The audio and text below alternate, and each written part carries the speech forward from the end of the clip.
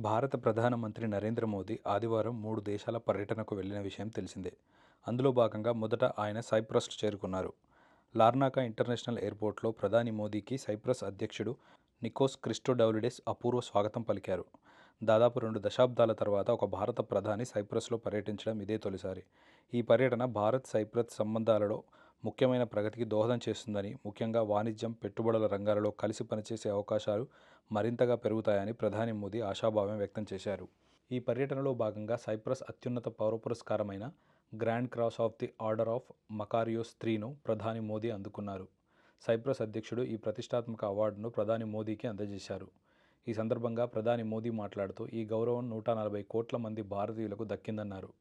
ఇది ఇరు దేశాల మధ్య ఉన్న బలమైన సాంస్కృతిక సంబంధాలకు, సోదరభావానికి, వసుదైక కుటుంబం అనే భావనకు నిదర్శనమని వ్యాఖ్యానించారు. సైప్రస్ ప్రభుత్వానికి, అక్కడి ప్రజలకు తన హృదయపూర్వక కృతజ్ఞతలు తెలిపారు.